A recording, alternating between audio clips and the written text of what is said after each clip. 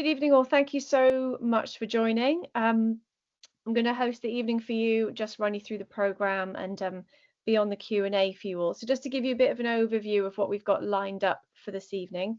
So we're going to have Jez from Evolving Forests talking first. He's going to give us a bit of an introduction to the project, to woodland management plans in a very broad sense and how that fits in with the project and the work that's been doing and the course that's been developed off the back of that. We're going to hand over to Paul then from Sylva.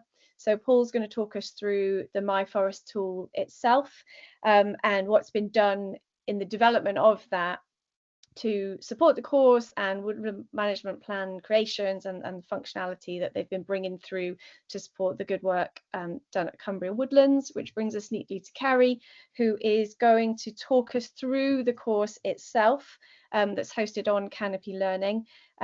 She's going to go through with you sort of how you can access that, what you're going to get out of it, and all of that stuff. Each of the speakers will be talking for about 10 minutes. We're very conscious there's a game on this evening for those who are interested, so we're not going to be keeping you. Paul's not interested, he's out, he's Scottish. So then after that, once we've had everyone speak, I'll be keeping people to time. We'll then go into the Q&A. Please do use the chat, so throw all your questions in there. I'll be camera off monitoring that, grabbing all the questions, so we're good to go as soon as everyone's done talking. If you can just keep your mics off while the speakers are talking, that'd be great. We're recording the session, so you can always come back and listen through should you want to. And just to kick things off, it's always quite nice to know who's joining, where you're from, and what's really useful for us as well, how you found the course. So how you've ended up here this evening, whether it's by happy accident or intentional. So I think that's everything. I'm gonna go for it and just hand over to you, Jez, if you want to intro you and crack on. Thank you very much. Thanks, Kath. Evening all. Thanks for coming in on such a beautiful evening. I suppose the first thing to say is that so Kath and I work for Evolving Forests and we're based down in Devon, and part of our work is around resilient future of woodlands and woodland management, and part of it's about media making, and you'll see how that fits in a minute. But we're in Devon, obviously Sylva is in Oxfordshire and Cumbria Woodlands in Cumbria, and we've all worked together for years, but it's always pretty exciting, these collaborations, working together, because we all have common aims and we don't often get the chance to do such big piece of work together. And this was a piece of work that was funded by the Forestry Commission, and it was, I suppose, we wanted to get beyond the sort of rather soulless and formulaic nature of the approved management plan template, which I'm sure a lot of you have looked at. And I suppose just to start with is to just to think about exactly what management plan is. And obviously it does what it says in the title. It's a plan for the management of your woodland, and that can be simple as an informal in your head plan that you might have. It might be something you scribble on a piece of paper. At the other end of the scale, it might be 100-year strategic plan of where you think your woodland is going to lead. But somewhere in the middle of that is the Forestry Commission's approved management plan, which is generally on 10-year cycles, and with it comes a plan of operations and a felling license. And it's this that we are trying to concentrate on, this 10-year management plan. And we wanted to look at what the issues are of filling this management plan in and of developing it, assuming that either you're starting from scratch and maybe you're a small woodland owner. Could you do it yourself? Do you want to get a professional in? If you're going to get a professional in, it's a good idea just to know something about the management plan, so you know what you're expecting the professional agent or forest manager to deliver. If you're going to do the woodland management plan yourself, then obviously it's important to know the areas that it covers. And when you open it up, you see a load of boxes and a load of questions, and behind that is quite a lot of detail that's expected from you. And what we wanted to do was try and get through the confusion, make it easier, and mainly just give practical examples of what the management plan template actually means when it's talking about different aspects. What does community consultation mean, or what does mapping your woodland actually mean? And rather than give a technical guidance, because there's plenty of technical notes out there, we wanted to give it a much more human view. We wanted to talk to people that have been creating woodland management plans. We wanted to ask them what they found difficult, what they find easy, what their top tips are for completing a management plan. So within the course that Carrie's going to be talking about, and within My Forest and the approved management plan template and how you go about that mapping in My Forest, it's about almost providing the background help to understand the process on a sort of umbrella sort of level. So we went about this by breaking down the management plans into its basic areas. So it covers why you need a management plan, surveying your woodland, the structure of your woodland, dealing with disease and other issues that might affect your woodland, protecting your woodland from income and from climate change and from other aspects, how you engage with the public, how you engage with the Forestry Commission, and then how you go about completing your plan of operations, why it's important to do that, and then for the future, how you carry on monitoring your woodlands. And all of these are aspects that are either directly or indirectly part of the management plan template. So we went out and we took our videographer, Alice, with us.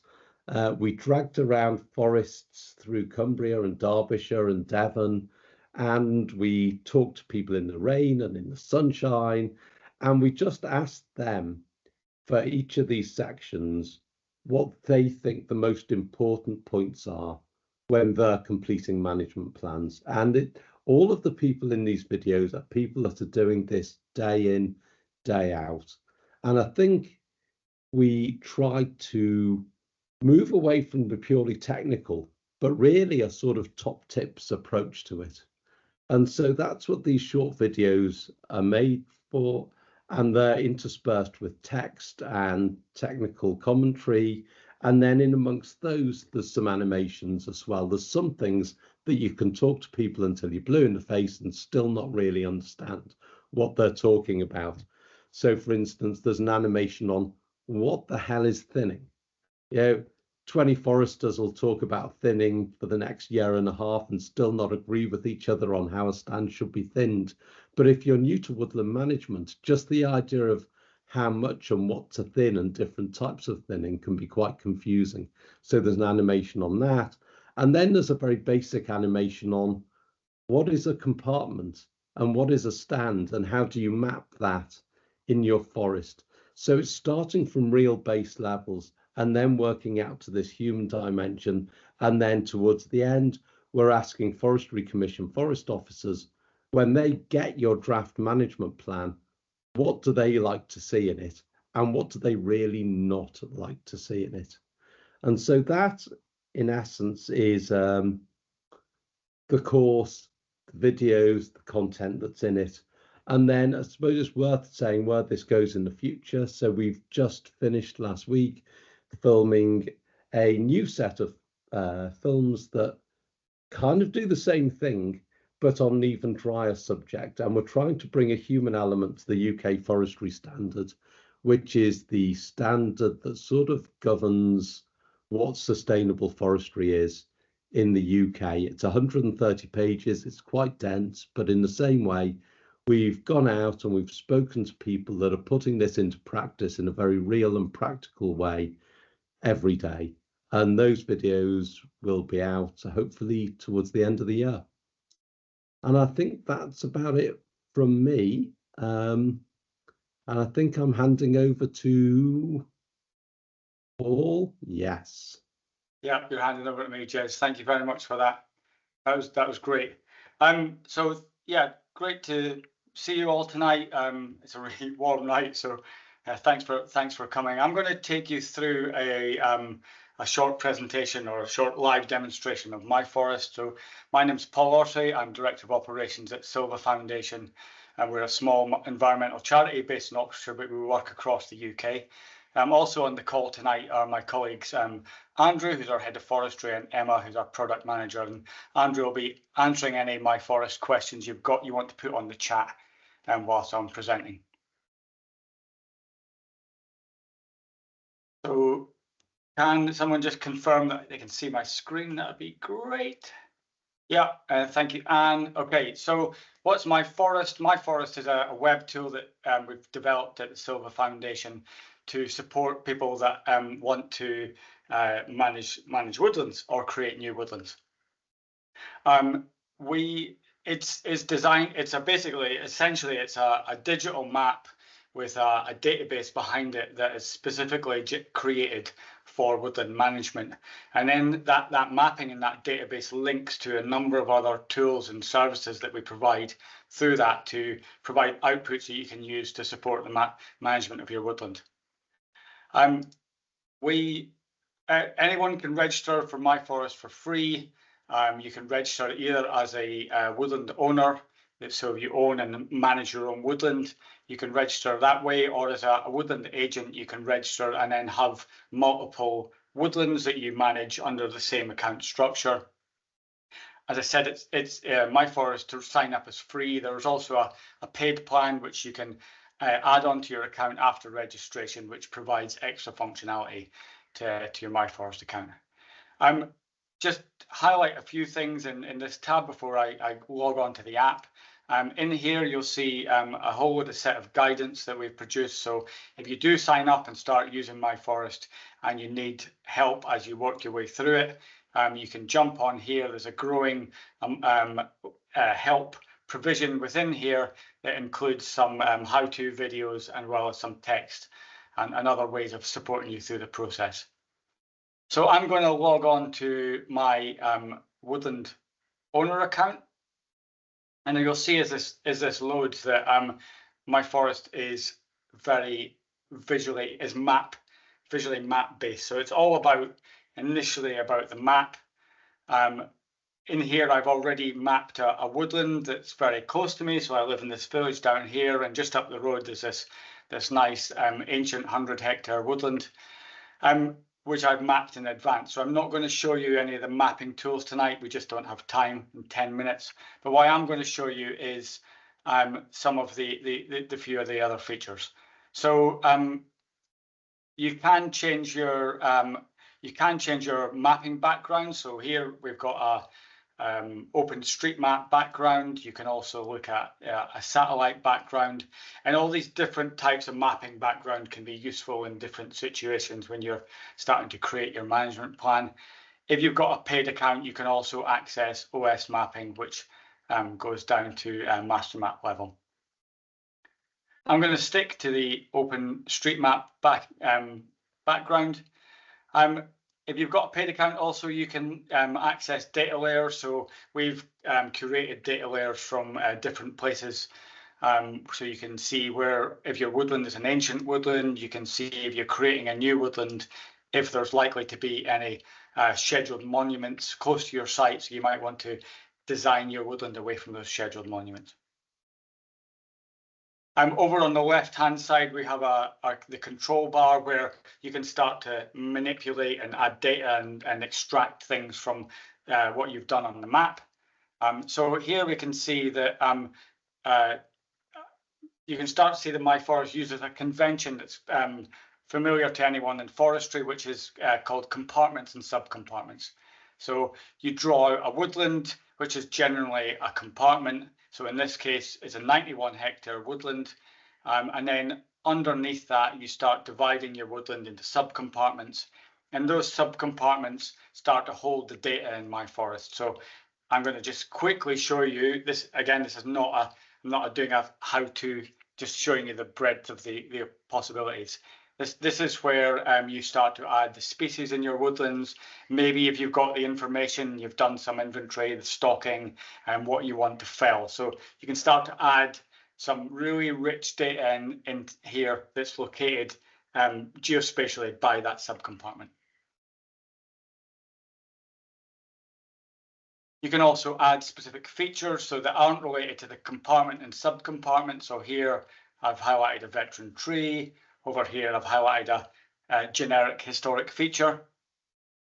You can extract maps. So of course, when you draw a map on a screen, you want to be able to pull it out into something that you can use to hand over to a contractor or maybe to give to your woodland officer as part of your management plan. And My Forest has a way of taking the information that you've drawn on the screen and creating maps. And these output maps are designed in a way that are compliant with what anyone would expect from a good map. So it's got a scale and a North Star and a title and a key and all the usual good things from a map. But mainly what I want to show to you tonight is the work that we've been doing with Evolving Forests and Cumbria Woodlands to try and bring, I can't remember the word Jez used, I'm sure it was something like dull, or maybe it was something else, but a management plan that try and bring that to life and make it a little bit more visually appealing as you walk through your steps of creating a management plan. So what we've done in My Forest, we've taken the template that's been created by the Forestry Commission. If you went on to the Forestry Commission pages on .gov, you would find a Word document that you can download. We've taken that and we've added it into My Forest as a web form, so you can add all the information into My Forest when you also got access to the mapping and other things that you've added around the site. And you can save that then on the cloud through your My Forest account and come back and forward as you need to. So I'm going to create a new plan. And one of the first things that we've added as part of this work with, as part of this project, is a way of shepherding you through how the plan works on My Forest. So you've been through these things before. A lot of people just click away from them, but this is a way of taking you through step by step how it works on My Forest and how you can interact with this web form. I'm going to jump out of this because in theory I should know how it works, but once you sign up and if you start creating a management plan, this will be a good walkthrough for you.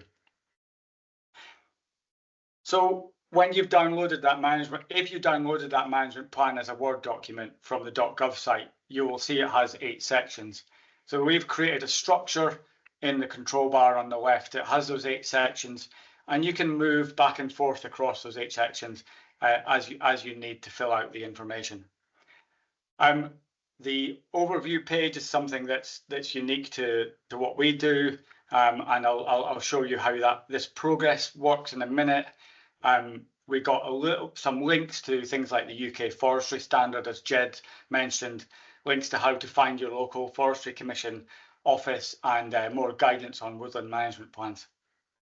And very importantly, every time you see a blue box will be a link to a specific part of the woodland management plan on Canopy Learning that Carrie's about to tell you about in the next part of this talk. So I'm just going to jump down to section 1, which is the details. I'm going to show you how you type some stuff into My Forest. So this woodland is called My Woodland. There we go. I've added that in, and once I press save, that's saved to the My Forest database. If you log out and come back in again, that information will be there when you come the next time. So you can go through this and work your way through as you want. Now, I'm sure all of you would understand that creating a management plan is not a linear process. You don't go into a dark room or a very light room as I've got today, and then come out of it 4 hours later and ta-da, you've done your woodland management plan. What you'll be doing is you'll be writing a little bit, you'll be seeing what you don't know, you'll be going out and doing some surveying, you'll be coming back, adding that in, you'll be doing a bit of web searching, adding that in. And the whole process can take quite a long time, and you might get lost about where you are. So we've started to add some sort of visually appealing indicators to show you how you're progressing through this plan. So once I've started here, I can start to write in progress. Now, I love ticking a box and checking something to say I've done something. So this is quite appealing to me. What I really want to do is do the done one, but I'm not going to do that yet. When you're in progress, you can see over on the left-hand side that I know I've started this section, so I can start to see if I'm making some progress through the plan. I'm going to jump through to the woodland protection page because it's probably the most interesting part, I think, of the woodland management plan. It's based on a sort of risk assessment methodology. Sounds boring, but it's actually a way of sort of visually representing how different things might impact your woodland. Now, here I can see this blue box, this blue Cumbria Woodlands box, and I might need, if I'm new to woodland management, I might need help to work out what plant health is. Might even not know that plants get diseases. So in here, in this part, instead of going to canopy learning and working your way all the way through a woodland management plan course, you just might need support on the plant health bit. So we've got a little teaser video and then a link that takes you directly to the correct part of the canopy learning course, where you've got all the information that Carrie's about to show you in a minute. We've got these lighter videos speaking to, in this case, Jemima Chatsworth about how she deals with woodland resilience and woodland disease, some animations, all that kind of stuff.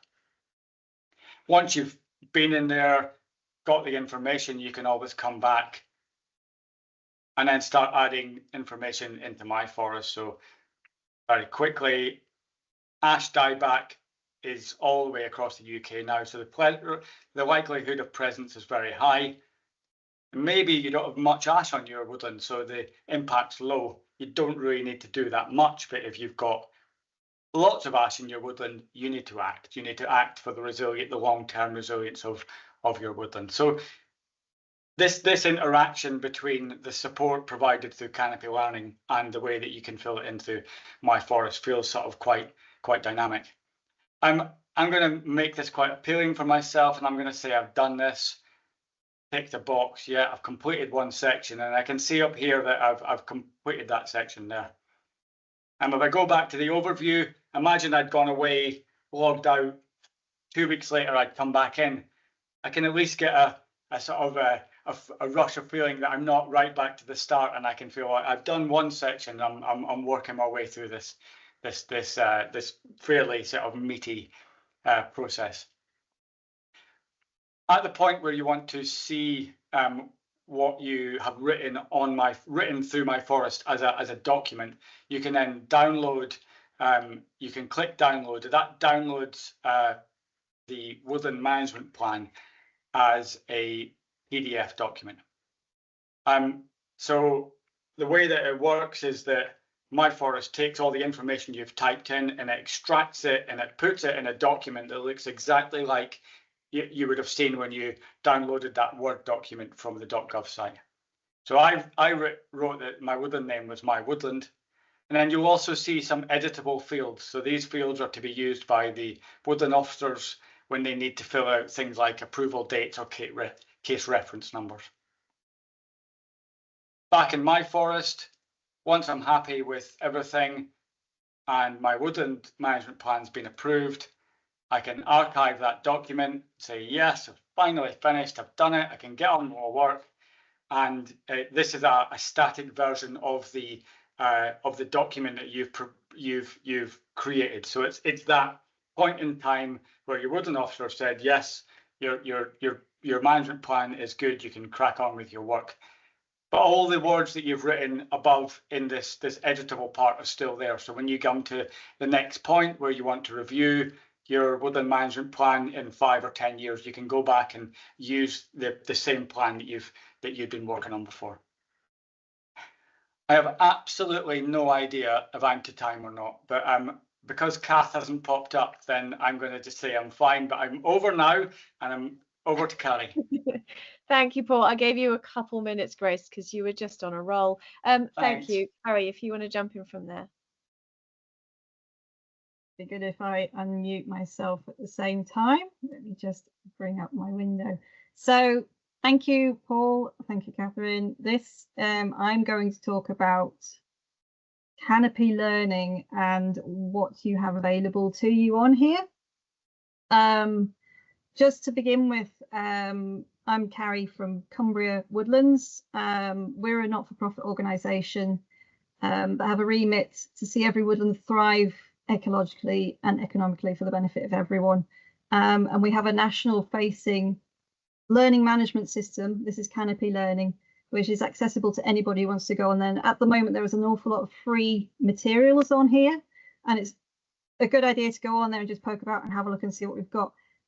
Importantly, tonight we are talking about woodland management planning. So while I go into the course here, I'm going to show you how to, I'm going to show you how to register on here first. I think that might be useful. If anybody, I'm actually curious how many people here have never written a management plan, a woodland management plan. And if you could just pop that in the chat, it'll be interesting to have a look at afterwards. So just write something in the chat as I'm talking. So you've come on to Cumbria Woodlands. Obviously, I'm signed in here, but up in the top corner here, there is the opportunity to register yourself for the system. This is free to access. So you just got to put your details in there and then you'll be able to access the system.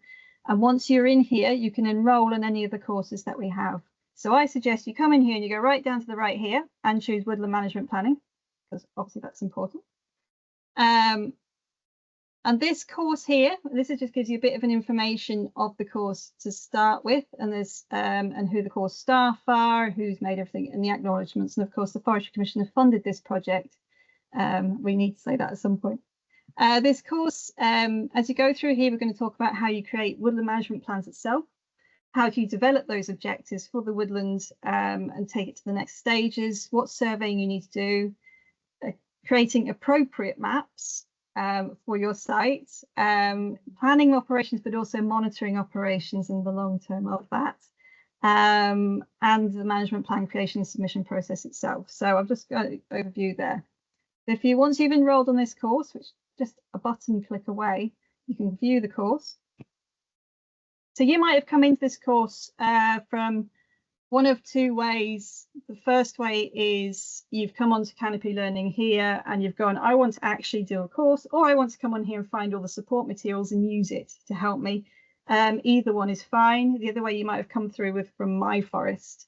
And if you've come in through the My Forest way, as Paul showed you, you will go directly to the section that you want. The first time you come on here, you'll be asked to register and to enroll on the course. And then from then on, all those links will work for you directly. So anything that you do will come in here. But don't let that stop you from clicking around and having a look at the rest of the course itself. So I'm just putting up here the sections, the parts of the course. It's actually split out into a lot more smaller parts. And these are, so they follow through the sections of the Woodland Management Plan, the Forestry Commission template itself. So it means that when you come in here, you can actually find what it is you need to. I know this might be a bit small on your screen, so I apologise. But it's a good idea to come and have a poke around. But different things, like if you want to understand management strategy, how do you deal with that? What are you thinking about when you do that? You can just go to that section. That's absolutely fine. If you want to work your way through it as a course, you can then be eligible to have a certificate at the end of it to say that you've done that. So there's two different ways into there. Early on in this course, you will be given, and I'm just going to go in here, we start talking about the tools. Let's just see if this is going to run nice and quickly whilst I am online and running this course. And if not, I've got some other buttons I can click.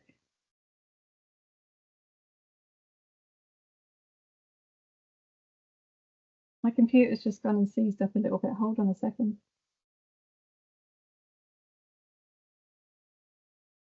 I'm going to stop sharing and reshare that. Apologies. I can hear my laptop running very, very, very loudly suddenly. Let me just give this another quick go.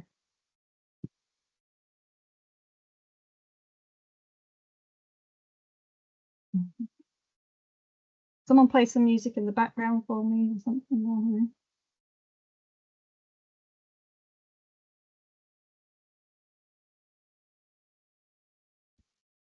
Carrie, just to jump in and say, give me a shout if you want me to screen share. I'm sort of on standby. Yeah, I've got that open just in case. And I don't know what's going on here. So my handy backup is to put it on this. Are you able to see my PowerPoint, or do I need to reshare that? You're still screen sharing at the minute. I can still see The course. Yeah, we've got the woodland management planning page with all the parts. Okay. I'm going to use the backup. Yeah, great. Let's go into my windows. I can scroll through slides instead. Sorry guys, you get slides. But anything's better than nothing. So I've got the course outline here again. So very early on in the course, you can go in and we are introduced to different course tools that are available to you.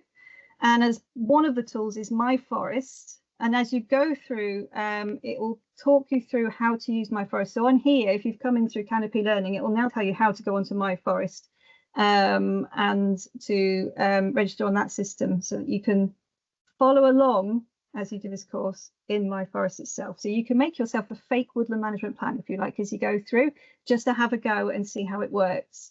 It also lists other tools that you can use then that are readily available for you. Each time you come across My Forest in the system, you'll have an activity here, and it'll look like this, and it will tell you exactly what to do on there. So at the bottom of you'll often be told about the theme, what it is, and what you need to do as part of your woodland management plan. And then at the bottom of the page, you'll have this kind of describe your site type thing here that will just tell you what to do next in the My Forest section. Sometimes they're as simple as fill out the text box in this place in section 4 of the Woodland Survey, so you know where you're going. We also have several videos and animations, and I was going to play a couple of videos in the background, so unfortunately. But this is, I've put this up here. This is George. George was one of the original players as part of this, building this for Sylva. Developing these ideas and what they were doing in My Forest as well. So I thought he should have a cameo in here. And he's in several of the videos talking you through different processes. So obviously, as Jez said at the beginning, these are instructional videos, case studies, real life scenarios. So they're really useful to go through and just to support whatever it is you're doing. What you might just be stuck on as something you don't quite understand, or perhaps you need you just need that clarifying. What does that mean? It's all there for you, and it starts with the real basics and works through. We also have several animations. So this is the this is introduction to mapping, but this is actually this animation itself talks you through what compartments mean and how you build them, which is something that obviously some people do get hung up on at the beginning because you see these listed on the management plan itself, don't know what let's take next. So it talks you through all these kind of things here. So if you came into this course, if you came into the support resources and you wanted to run it through the course, you'll have this introductory screen at the beginning, this welcome screen. And it tells you in here the kind of things that you will learn as you go through. So how the woodland management planning process works and what you need to do to complete one.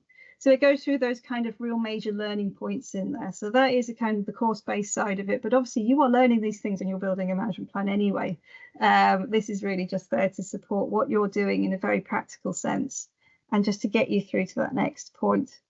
And as you go through each of the sections, we have this little flow chart that you'll just follow, and it'll as you go through until you starting with your vision objectives and ending up with that submission at the end of it, and it helps you sort of move through that process in a nice linear fashion, helping you build up on each thing that you've done previously.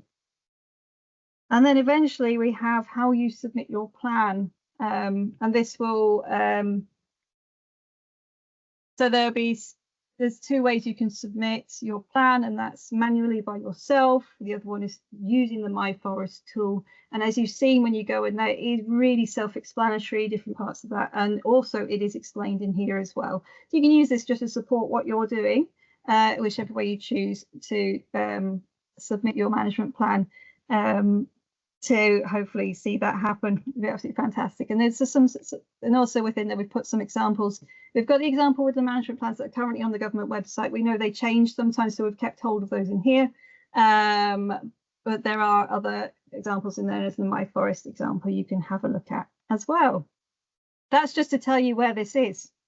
I reminded myself, I've put that on there. So lms.cumbriawoodlands.co.uk, and we'll send that link out to everybody at the end of this with the recording, so you know when the recording's ready to be shown as well. So you've got all that. What I would ask is, if you finish this course, or you go through this or you use these resources, at the end of these sections, you've got a space for feedback. And number 12 on that is a free text answer. So even if you don't want to go through, do number 12 and just tell me exactly what you thought about the course.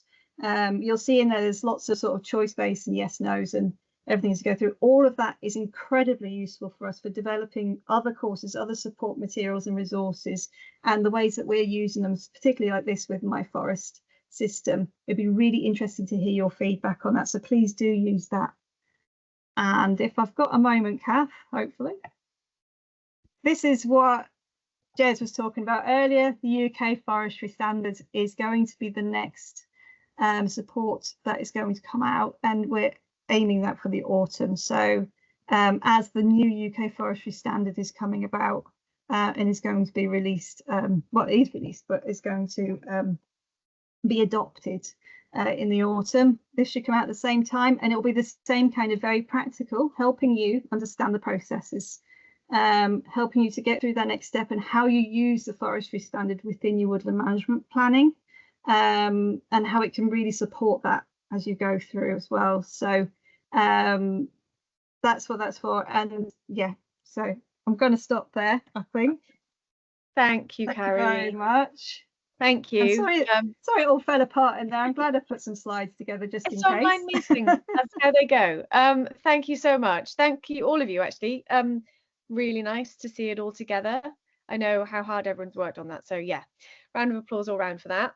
No questions in the chat just yet. Hoping the chat works. There have been some people writing there, so I think it's all right. But we have had a couple come through ahead of this evening. So if it's okay, can I start throwing those at you? And then everyone else, please do join in if that sparks other questions. Yeah, pop them in and we'll grab them as we go. I'm going to kick off, Jez, if it's okay with you. There was a question here about, so somebody said that they only have a small woodland of a few hectares. Is there any need to map such a small space? A lot of people with small woodland, I know their woodland intimately well, and actually probably have it mapped in their head or on a piece of paper very well. But I think because the woodland's not a static thing, having it mapped, having the ecology mapped and the trees and the type of trees mapped is a useful process. It's a useful process to help understand your woodland better. I mean, even us foresters, we know so little about woodland that our knowledge is changing all the time, and just being able to map such things as how fast the trees are growing, where the water courses is, whether that's changing, is an incredibly useful thing to do, however small your woodland is, really. And I suppose at the end of the day, bigger woodlands are only bigger woodlands we divide up into stands and compartments, and each compartment is kind of managed like a mini woodland in itself. Okay, thank you, Jez. So I mean, on that, I've got one I think that leads on quite nicely. Maybe it's more for you, Paul, or Andrew, if you're dragging Andrew in. So there's a question here. Do you recommend I get a professional to write the woodland management plan for my small woodland or smaller woodland? Well, as a forestry professional, I'd always recommend the possibility of getting a professional on board. I think it really depends on a number of factors. So it depends on the sort of complexity of your woodland. It depends on the amount of time that you've got to spend to get to know your woodland and the processes around that. So there's legal processes that you have to conform to. There's good practice processes, and that's part of what this course is trying to bring forward. So I think I'm going to do the massive politician answer. Is that it really depends. So if you think about the last question was about, should I map a small woodland? Well, a small woodland in an urban situation that is also a site of special scientific interest might have a lot of complexity to it. There may be a need to get a professional to provide an opinion for certain amounts of things. A bigger woodland that is a monoculture, let's say poplar, 10 hectares or more in a valley in the middle of nowhere, it's not that complex. So maybe someone could do that themselves. So I think it really depends on your knowledge and enthusiasm. But I certainly know a lot of woodland owners that have done management plans themselves. So it's definitely possible. Of course, as a forestry professional, if you need a forester, then and it doesn't have to be for the whole thing. You can go and ask for advice on certain bits of it, and that might be actually quite appealing to the forester as well. So a knowledgeable someone that's engaging you in a knowledgeable way is quite a nice thing. Brilliant. A small follow-up from me on that. Are there other professionals outside of you wonderful foresters that we might want to speak to, or only foresters? I can't imagine so. Yeah, I mean, obviously it depends again on the situation. So if it's a very complex ancient woodland that's got a designation, then you might want to engage an ecologist. But if you've engaged a forester, they would probably know whether they need more backup in that case. It may just be that you need just an ecologist in certain situations, but that makes sense. That forester would know whether to call in some more specialists. Got you. Thank you. I saw a hand go up, Zach. I think that was you. I'll come to you in a second because Simon, I think, got in there just before you on the chat. So Simon's just thrown in the chat here. Any guidance on how one might link the My Forest programme with NRW in Wales? Is it a case of either the Scottish or FC templates being the closest fit? Anyone want to jump on that? Sure. Yeah. Thank you, Simon. Good question, and I'll take this directly to NRW to give the evidence that we're needed in Wales. It's not without effort. We want to support people in Wales. We have had lots of attempts to be able to support our Welsh users better. I would say that essentially, though, that the Woodland Management Plan, the Forestry Commission Woodland Management Plan, it's a woodland management plan. It doesn't really matter what side of the border it sits on.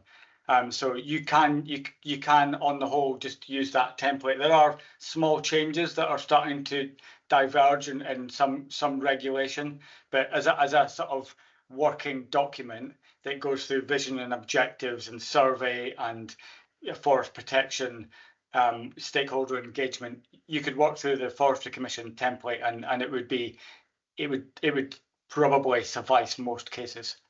Okay. Thank you. Simon, is that all right? Give us a thumbs up if that answers your question, or do unmic and jump in. Simon, feel free to get in contact through the My Forest help link if you want to ask a specific question. We can help you. I'll put that in the chat. Thanks, Paul. Zach, you've written in the chat, my lovely. Do you want to unmute and pile in and just give us a bit of background? Like, you don't have to. I'm just kind of opening that as it might be easier. Hey. Human face. How's it going? Yeah, no, I've spent the last year doing a project looking at woodlands restoration, what maybe kind of revision and planning policies, how kind of the kind of the thoughts of how we could maybe live in line with woodlands and not cause damage, blah blah blah. But I don't have a woodland. I'm young. I've lived in London. I have lived in Cornwall for many years as well, and I'm just wondering, like, how to kind of get involved, what kind of who to reach out to. This course seems like a great next step in kind of learning. I want to understand these things more, but I thought I'd jump on today and maybe and say hello, see if you had any advice. Who's grabbing that? Jez. Jez, you've been nominated. You're on mute though, so unless you're signing it. Oh, you're back. Okay. Yeah. Hi, Zach. I mean, to be honest, we should all know more about architecture as well. It's not a one-way street and uses of timber. We should all go on an architecture course. There's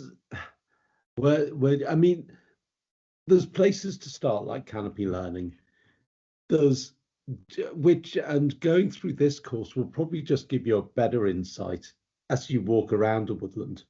You know, whether you're visiting it, whether it's an urban woodland or not, or rural, kind of doesn't really matter. We'd view them both as the same thing these days. And then there's sort of, I guess there's a whole suite of sort of organisations like the Royal Forestry Society and CONFOR that organise regular days in every region where you get the chance to go and look at other people's woodlands, and there'll be professionals and experts there. Small Woods Association, there's all sorts of groups like that can help you to do that. And then the sort of next step up again is to look at whether you do a master's or go to university or anything like that, which obviously is a pretty huge step if it was the direction you wanted to go in. But there's also other courses on Canopy Learning. We did one on basic woodland management without sort of thinking about the management plan. That I think, is that still up there, Carrie? Yeah, that's up there, and that is free to access as well. So that's an introduction to woods into management.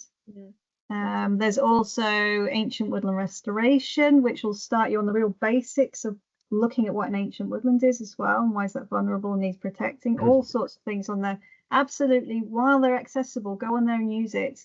The Woodland Management Planner will say gives you a wonderful, if you're going through that and you look through that course, you will get a really good idea of how people are looking at woodlands and the things they're thinking about when they're managing it. So when you're talking about it thriving with human use, and you can see how we're trying to move towards sustainable management, or revert to sustainable management, kind of how we used to, but in a modern society. And that's probably that would be really interesting to you as well, I suspect. So yeah, there's tons you can do, tons. Yeah, Zach, I don't know whether you're still studying or you're in practice, but we do quite a lot of work with architects and schools of architecture, doing quite a lot of teaching and CPD type work around this whole subject of what supplying timber in a more resilient and biodiverse way means. So if you want to get in touch, look us up and we have a chat about it. Brilliant. Thanks for all of that. It's great. I will do. Great. Thanks for the question, Zach. Kerry, while we've got you unmuted, actually, I've got one for you. I'm just quickly checking the chat. So there was a question here around Canopy Learning. So do I have to follow the Canopy Learning course to create my woodland plan? That was an easy one. That's a no. You don't have to create your plan. I would say if you're coming to this completely blind, and I did see actually quite a few people responded that they've never done a management plan, and somebody said they hadn't done a UKFS compliant one. That was an interesting one. So there's a lot of, if you don't know what to do, just jump in there right at the beginning and start taking yourself through it, and it will explain things as it goes along. But then make use of those tools that can help you, obviously. So no, you don't have to. You absolutely don't have to. You don't have to follow My Forest if you don't want to. But all of these tools are here to be used as you need them, and I would just use them. It's the big wall of information becomes so much more, easy to access for yourselves, and you can enable this process really easily if you make use of these tools. So yeah, fingers crossed that this is going to be a really good way for you to get in. Go on, Paul. I can see your hand up. Yeah, thanks, Carrie. Oh. Paul, is your hand up? Is that an yes, it is. I was just Alex had a question. I just thought we should. We've missed it in the chat. I just thought answer it. Alex, do you want to ask the question? Oh, yeah, I'll come. So I'm a local authority officer who's been working in a very urban area for the last sort of 15 years or so. I'm coming of a man of a certain age going out to grass a bit into a rural area again and thinking, oh, it was a long time since I studied forestry. And I'm looking at this resource you've created and thinking, this is amazing. You know, I probably would have got a much better grade in my forestry degree if this was available at the time. So, I mean, you know, really, you know, you should feel really good about this. The other aspect is the My Forest platform, is that it seems to me that working with internal stakeholders in a local authority is a difficult kind of concept of getting information out to people. So, you know, we create a lot of documents that don't get sort of distributed or understood very well, but having a platform such as this kind of would allow a degree of accessibility by lots of the kind of internal stakeholders, whether that's ecologists or highways teams or whoever. And I'm just thinking about who, you know, I guess it's intended for woodland owners about getting in there, but I'm thinking to myself, this just seems like an ideal platform for me to take forward about managing small woodlands in a kind of ash dieback recovery mode. Sure. Yeah. I mean, well, first of all, how much did you pay, Alex? Quite a bit, yeah, quite a bit. It's Thank worth you, it. Alex. No, it's very nice to hear, because you know all the teams work quite hard on this project. From the My Forest point of view, I mean, you know, we've been developing this for 14 years, so it's sort of changing and evolving. The original idea was really to support people that didn't have access to any mapping, but actually, so maybe sort of, you know, smaller owners of smaller woodlands, not small woodland owners, but actually, we do have local authority users that are using it. We have community woodlands that use it. We have wildlife trusts that use it. So it is used in different situations. And we're going through a big process at the moment now that Emma, who's on the call, is leading, that looking at how we can make it a lot more flexible from a sharing point of view that you just described. So, you know, the sharing options at the moment are relatively limited, but actually we need to sort of make that, expose that a bit more. So there's definitely can be usable in a local authority situation. I know that there are people up and down the country that use it for that. And if you have any you know, specific things that you'd want from it, we're sort of sucking in all these development ideas all the time. So just get in contact and we can discuss them. That'd be great.